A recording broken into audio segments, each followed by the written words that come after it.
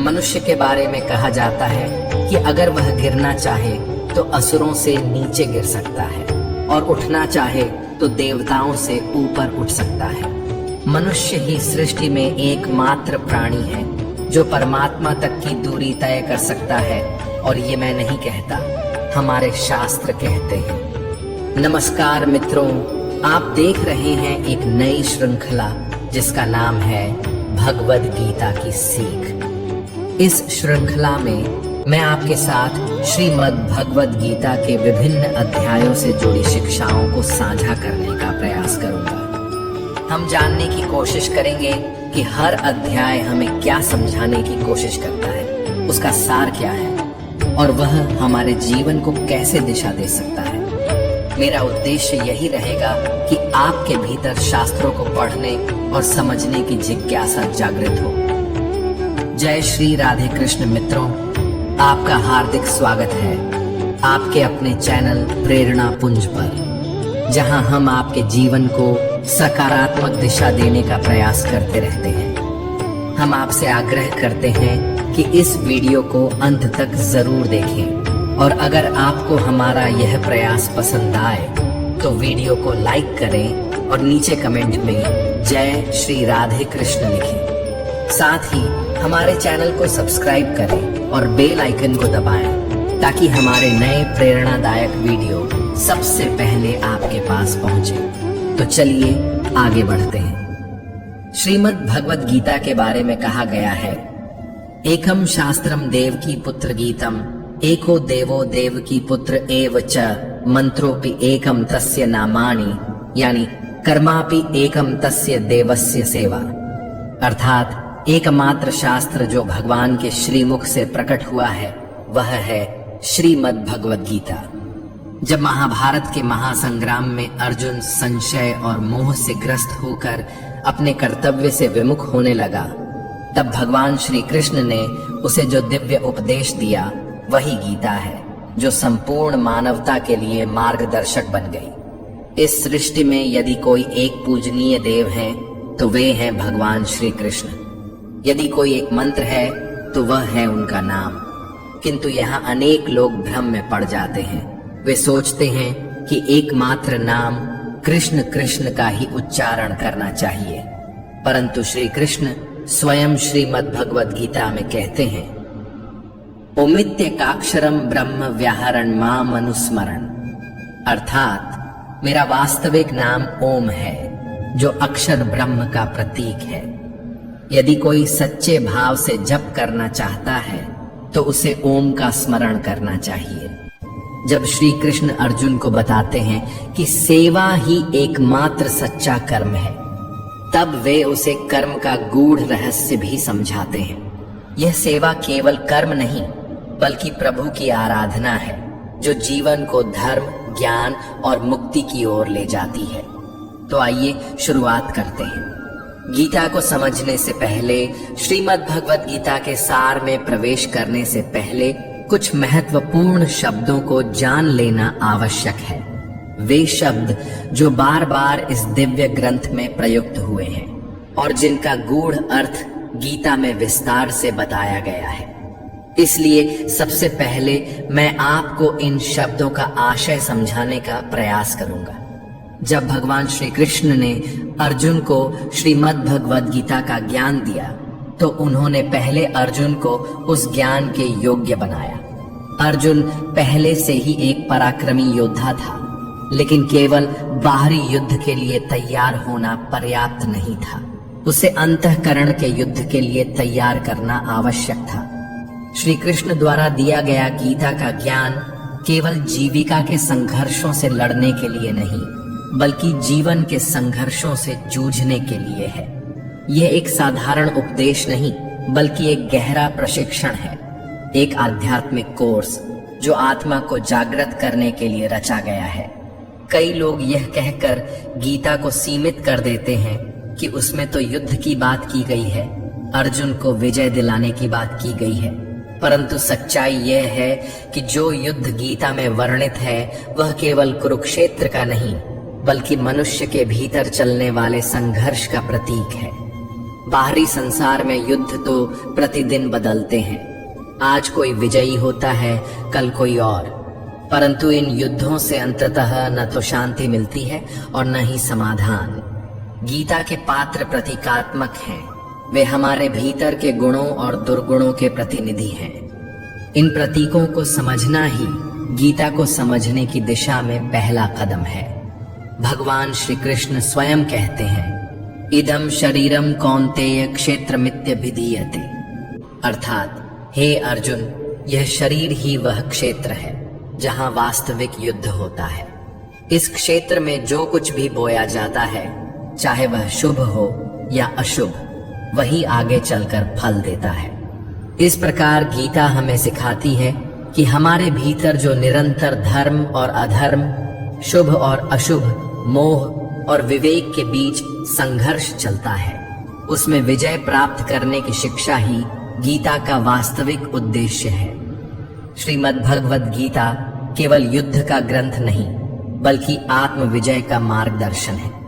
जब आपको सद्गुरु का सान्निध्य प्राप्त होता है, जब आप साधना को सही मार्ग पर आरंभ करते हैं, जब आपके भीतर से पाप धीरे धीरे पीछे छूटने लगते हैं, तो आपका यही शरीर धर्म क्षेत्र बन जाता है।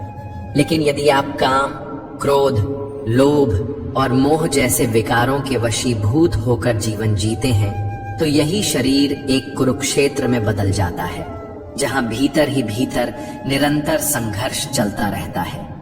गुरु का अर्थ केवल एक व्यक्ति नहीं, बल्कि एक प्रेरणा है, एक आदेश है जो कहता है करो।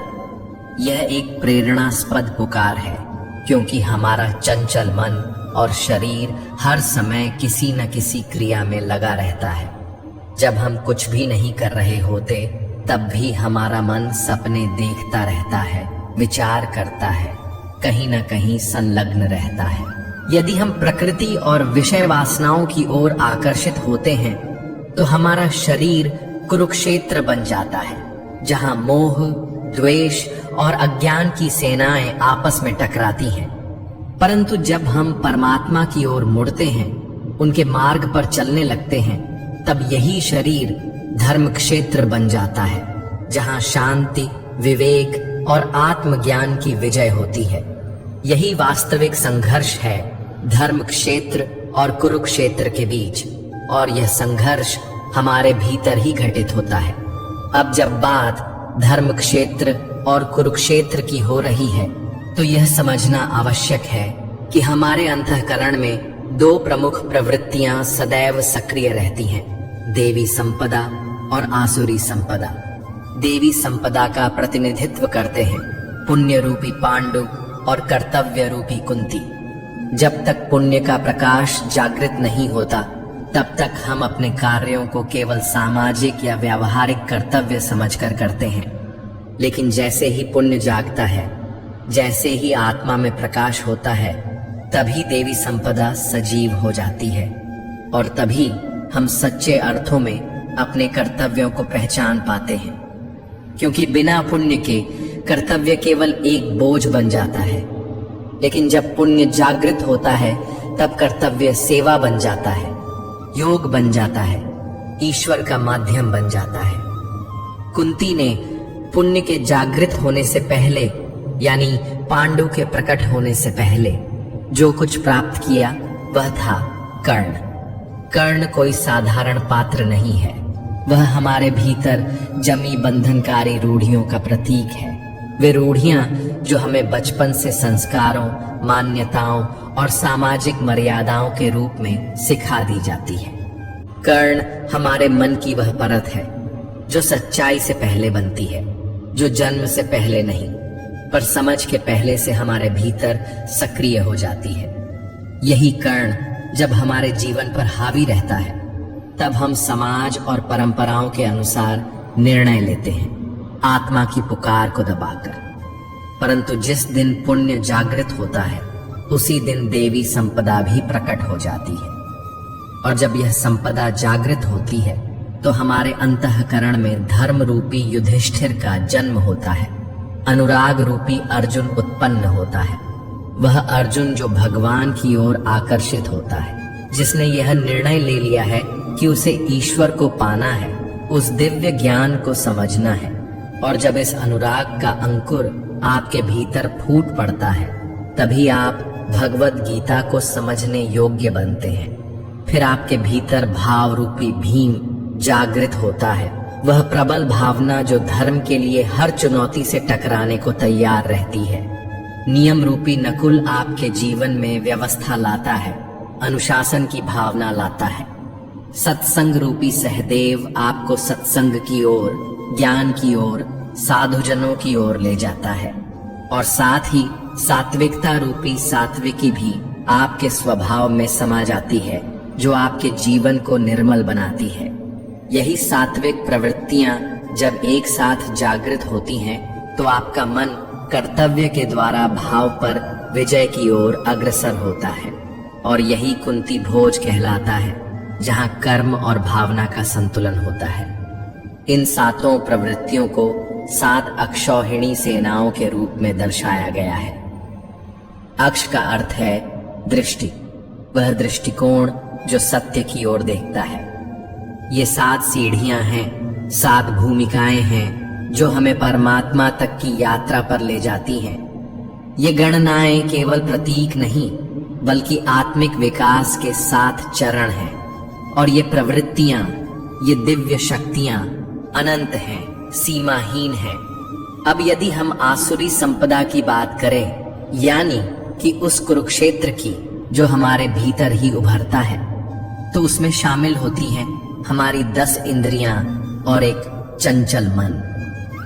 ये मिलकर कुल 11 सेनाएं बनाती हैं, जो आसुरी प्रवृत्तियों का प्रतिनिधित्व करती हैं। इस कुरुक्षेत्र का राजा है धृतराष्ट्र, वह व्यक्ति जो सत्य को जानता है, जिसने धर्म के उपदेश सुने हैं, लेकिन फिर भी आंखें मूंद कर जीता है, वह धृतराष्ट्र है। वह अज्ञानता का प्रतीक है, उसे अपने मोह से अधिक कुछ नहीं दिखता। उसकी जीवन संगिनी है गांधारी, जो हमारी इंद्रियों पर आधारित प्रवृत्ति का प्रतिनिधित्व करती है, जो जानबूझकर अपनी आंखों पर पट्टी बांध लेती है, जिससे सत्य दिखाई ही ना दे। इन दोनों के संतान रूप में मोह का प्रतिनिधित्व करता है दुर्योधन। वही मोह जो सभी समस्याओं का मूल है, वही जो हमें संसार से बांध कर रखता है। इसके बाद आता है दुर्बुद्धि रूपी दुशासन, जिसकी बुद्धि भ्रष्ट हो चुकी है और जो सही गलत का भेद करना भूल गया है। फिर आते हैं भीष्म, जो भ्रम का प्रतीक है।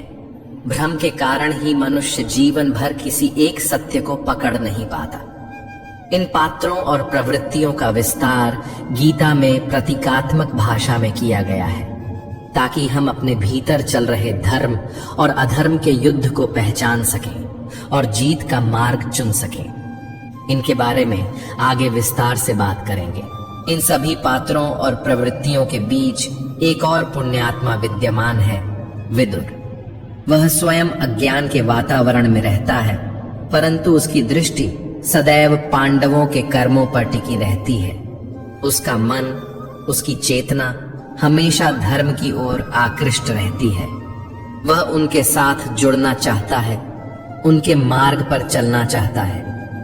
विदुर वह पात्र है जो अधर्म के बीच रहकर भी धर्म की तलाश करता है, अज्ञान में रहते हुए भी प्रकाश की ओर बढ़ने का प्रयास करता है। यही उसकी विशेषता है। अब आइए श्रीमद् भगवद गीता के प्रथम अध्याय की ओर बढ़ते हैं और समझते हैं कि इस अध्याय से हमें क्या सीख मिलती है।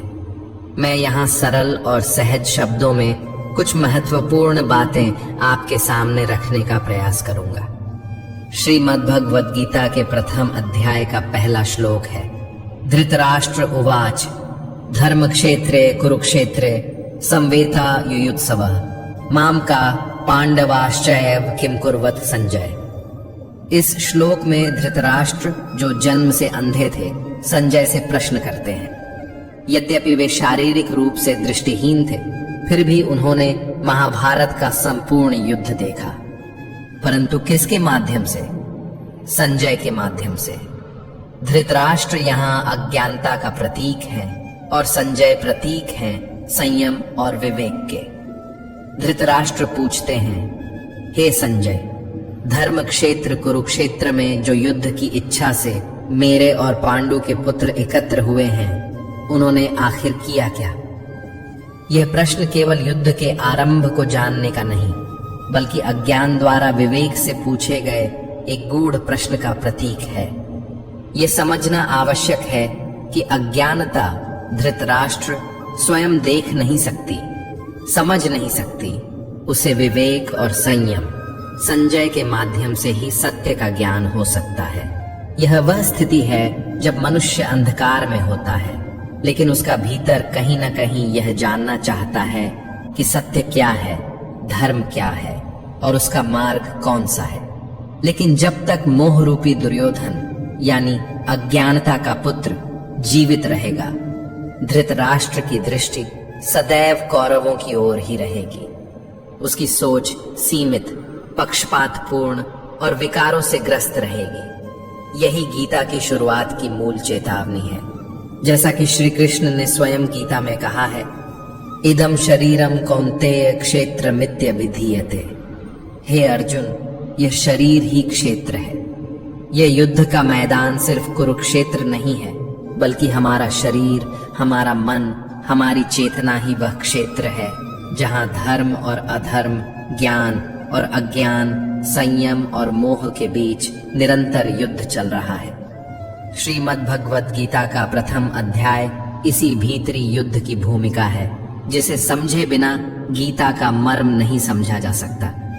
जैसे जैसे आप श्रीमद् भागवत गीता का अध्ययन करते जाएंगे, आप पाएंगे कि प्रारंभिक अध्यायों में अनेक पात्रों का उल्लेख होता है, किंतु आगे चलकर संवाद केवल भगवान श्री कृष्ण और अर्जुन के बीच सीमित रह जाता है। इसका एक गूढ़ संकेत है, यह दिव्य ज्ञान केवल उस अनुरागी अर्जुन के लिए है जिसने शरणागति को अपनाया है। क्योंकि जब तक व्यक्ति स्वयं भगवान को पाने की तीव्र इच्छा नहीं करता, तब तक गीता का ज्ञान उसके भीतर नहीं उतरता। अब यदि हम प्रथम अध्याय के 11वें श्लोक को देखें, तो वहां दुर्योधन अपने गुरु द्रोणाचार्य से कहता है, अयनेषु च सर्वेषु यथा भागम वस्थिता भीष्ममेवाभिरक्षन्तु भवन्तः सर्व एव हि।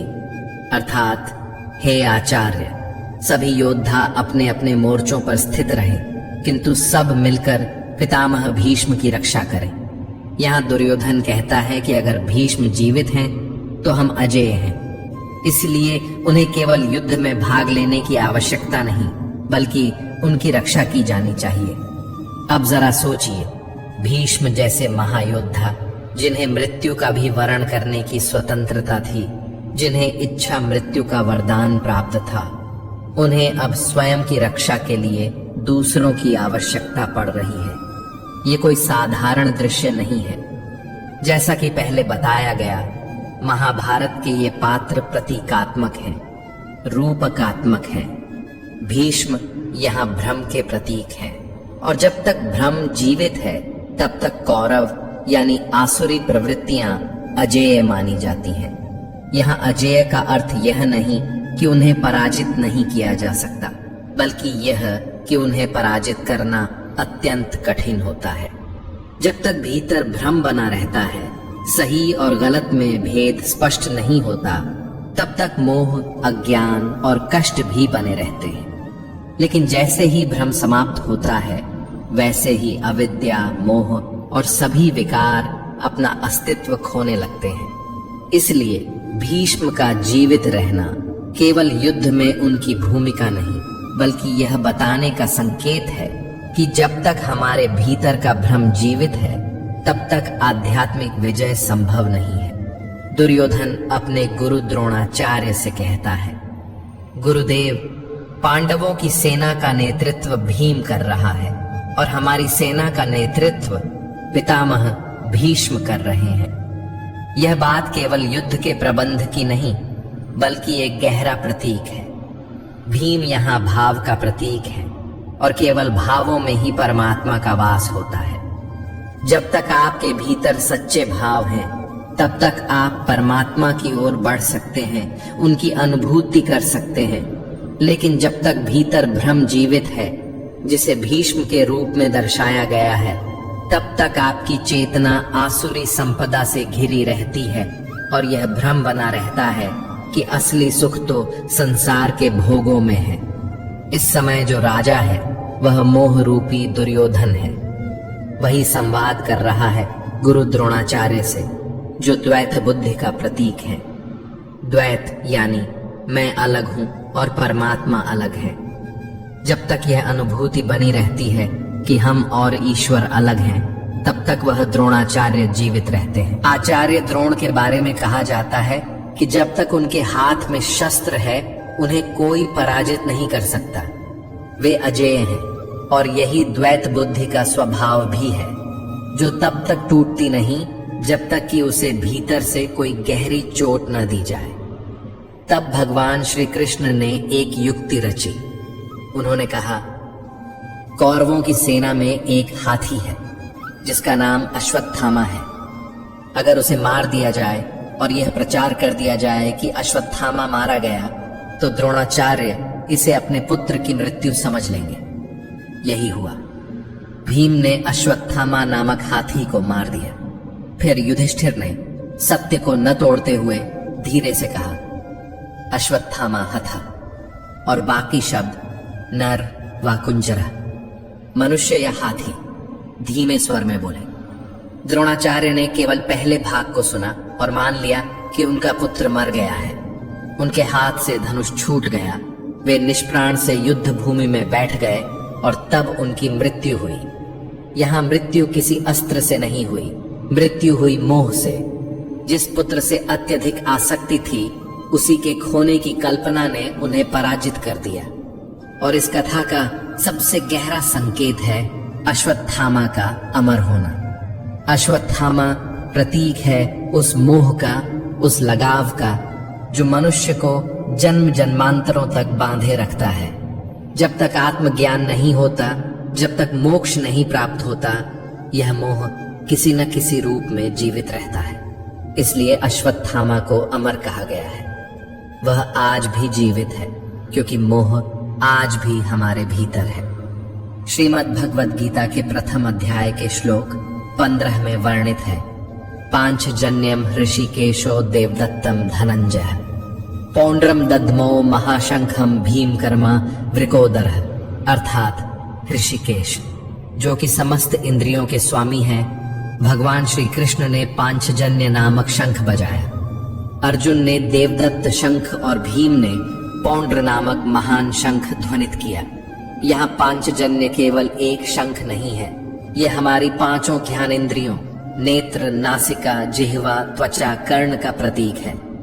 भगवान जब इसे ध्वनित करते हैं तो यह उद्घोष करते हैं कि अब ये इंद्रियां संसार में भटकने के लिए नहीं, बल्कि परमात्मा के अधीन होने के लिए तैयार है।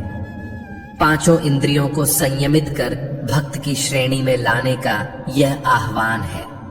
भगवान श्री कृष्ण केवल एक सारथी नहीं, सद्गुरु हैं, योगेश्वर हैं। जब अर्जुन युद्ध भूमि में भ्रमित हो गया, मोह से भर गया, तब उसने श्री कृष्ण से कहा, शिष्यस्ते हम शादिमा त्वां प्रपन्नम, अर्थात हे प्रभु, मैं अब आपका शिष्य हूँ, आपकी शरण में हूँ। मुझे ज्ञान दीजिए, मेरा मार्गदर्शन कीजिए, मुझे पार लगाइए।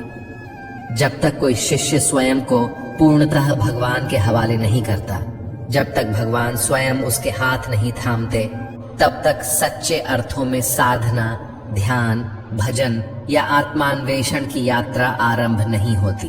अब बात करते हैं शिखंडी की, जिसे कभी शिखंडी नहीं कहा गया। यह नाम मात्र एक योद्धा का नहीं, बल्कि एक गहरा प्रतीक है। यथार्थ गीता में स्वामी जी कहते हैं कि शिखंडी का अर्थ है शिखा सूत्र का त्याग, अर्थात जब व्यक्ति अपने बाह्य आडंबर, जातिगत अभिमान, कर्मकांड की दिखावे वाली प्रवृत्तियों को त्याग देता है, जब वह केवल सत्य की खोज में लग जाता है, तब वह शिखंडी बनता है। और भीष्म जो भ्रम का प्रतीक है, वह उसी शिखंडी के माध्यम से पराजित होते हैं। शिखंडी हमें याद दिलाता है कि मोक्ष की ओर बढ़ने के लिए बाह्य धार्मिकता का त्याग और आंतरिक ईमानदारी जरूरी है। जब तक शिखा सूत्र, जात पात, आडंबर नहीं टूटते, तब तक भीष्म रूपी भ्रम अजेय बना रहता है। शिखा उस लक्ष्य का प्रतीक है जिसे मनुष्य को अपने जीवन में प्राप्त करना होता है। वह परम लक्ष्य, वह परमात्मा की प्राप्ति। और सूत्र हमारे भीतर जड़े हुए संस्कारों का प्रतीक है। वे संस्कार जो जन्मों से हमारे साथ चले आ रहे हैं, जो हमें बार बार मोह, भय, क्रोध, लोभ, अहंकार जैसे बंधनों की ओर खींचते हैं।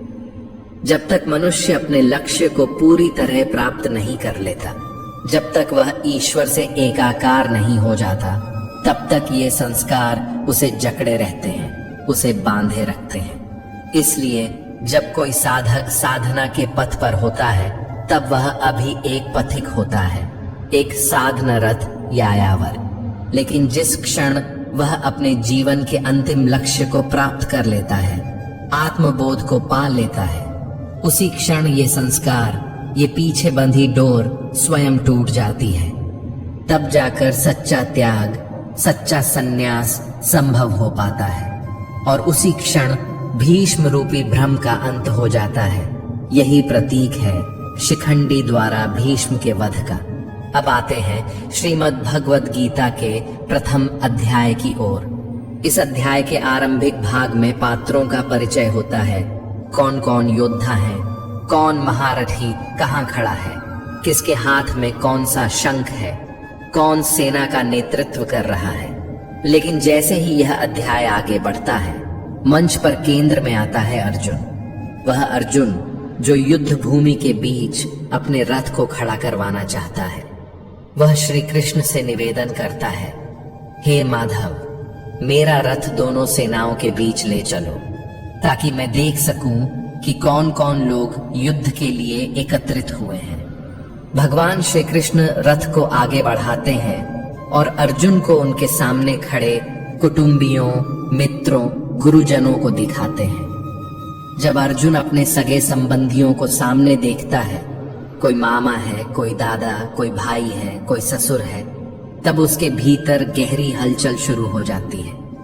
अर्जुन का हृदय कांपने लगता है, उसका शरीर शिथिल हो जाता है, उसके हाथ से गांडीव धनुष गिर जाता है, उसकी त्वचा जलने लगती है, मन असमंजस में डूब जाता है और वह युद्ध से पीछे हटने लगता है। उसे लगता है कि यह युद्ध केवल रक्त और मांस का संघर्ष नहीं, यह अपनों के विरुद्ध खड़े होने की पीड़ा है। यहीं से गीता का असली संवाद आरंभ होता है, जब संघर्ष बाहरी नहीं बल्कि आंतरिक हो जाता है।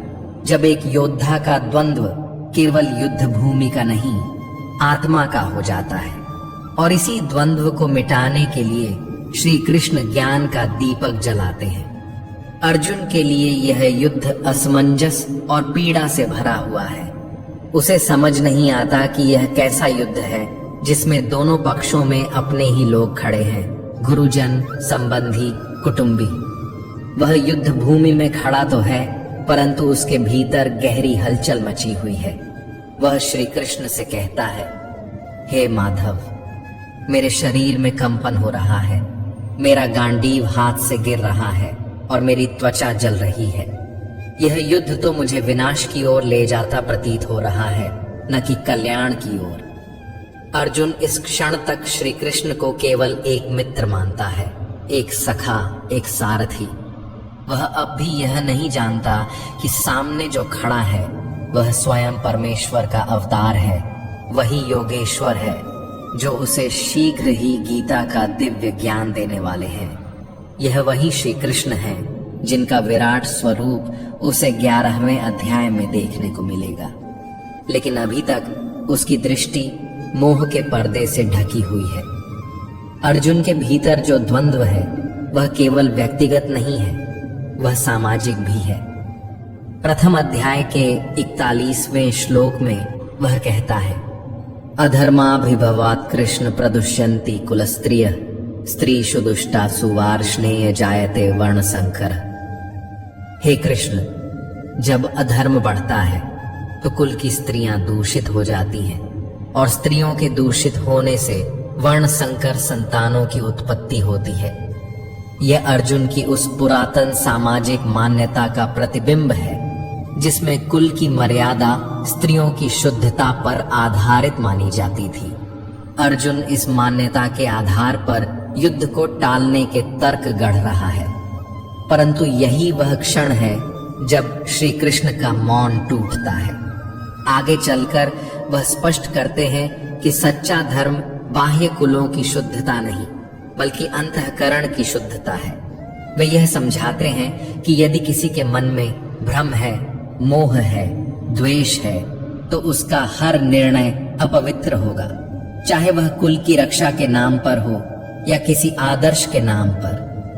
भगवान श्री कृष्ण आगे यह भी स्पष्ट करते हैं कि जब कोई भक्त, चाहे वह वर्ण, लिंग, कुल या जाति से जो भी हो, पूर्ण श्रद्धा और समर्पण से आराधना करता है तो वह मेरी दृष्टि में पूर्ण रूप से शुद्ध और मोक्ष का अधिकारी होता है।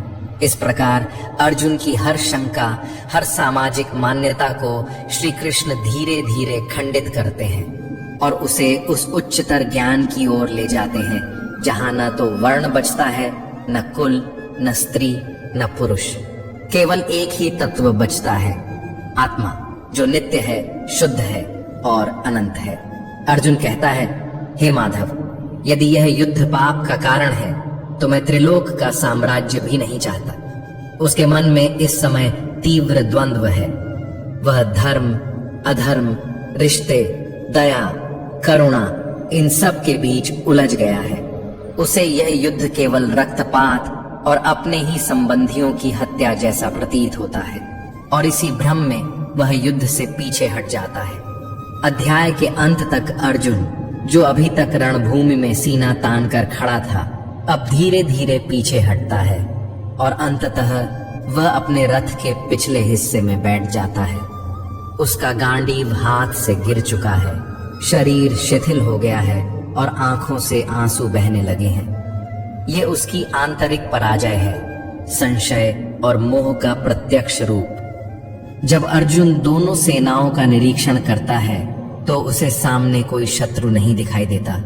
उसे केवल अपने ही लोग नजर आते हैं। दादा, मामा, गुरु, भाई, साले, पुत्रवत संबंध सब वही हैं और यही पारिवारिक मोह उसकी सबसे बड़ी बाधा बन जाता है। जो भी व्यक्ति भक्ति का मार्ग अपनाता है, जो प्रभु की शरण में जाना चाहता है, उसका पहला द्वार यही होता है, मोह से मुक्ति का। जब तक मोह है तब तक विवेक जन्म नहीं ले सकता और जब विवेक जागता है तब सच्चे अर्थों में गीता का ज्ञान प्रवेश करता है। अर्जुन के मन में उस समय यह भ्रम भी था कि वह सनातन धर्म की रक्षा कर रहा है, कि इस युद्ध से वह अधर्म रोक सकता है, परंतु वह यह भूल गया था कि जो उसके सारथी हैं वे कोई सामान्य मित्र नहीं, स्वयं प्रभु श्री कृष्ण हैं।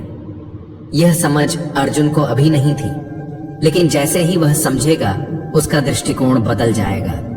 इसीलिए श्रीमद् भागवत गीता का यह प्रथम अध्याय अर्जुन विषाद योग कहलाता है, अर्थात वह अध्याय जिसमें अर्जुन संशय, दुख और मोह से घिरा हुआ है। स्वामी जी ने इसे संशय विषाद योग कहा है क्योंकि यह केवल शोक नहीं बल्कि अज्ञान और भ्रम से उत्पन्न संशयों का योग है।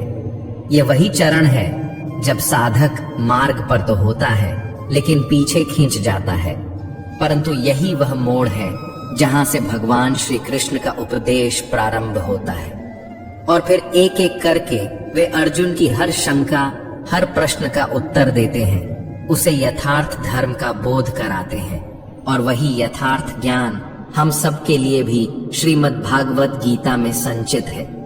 मित्रों, अर्जुन विषाद योग केवल एक युद्ध भूमि का दृश्य नहीं है बल्कि हमारे भीतर चल रहे संघर्ष का प्रतीक है। जब भक्त ईश्वर की ओर बढ़ता है तो पहली बाधा मोह, भय और संशय बनकर आती है। अर्जुन का टूटना, गांडीव का गिरना, ये सब आत्मज्ञान की यात्रा की शुरुआत है। अब अगला अध्याय गीता का दूसरा अध्याय वहीं से शुरू होगा जहां से भगवान श्री कृष्ण का उपदेश शुरू होता है, जहां से संशय का अंत और समाधान का आरंभ होता है। और यह समाधान केवल अर्जुन का नहीं, यह हम सब का है। यह गीता केवल शास्त्र नहीं है, यह जीवन का मार्ग है जो हमें जीवन के रण में अडिग बनाता है। हम सब भी नया दृष्टिकोण पाएं। मित्रों, आज के लिए बस इतना ही। अगर आपको ये वीडियो पसंद आया हो तो इसे लाइक करें और अपने परिजनों के साथ ज्यादा से ज्यादा शेयर करें।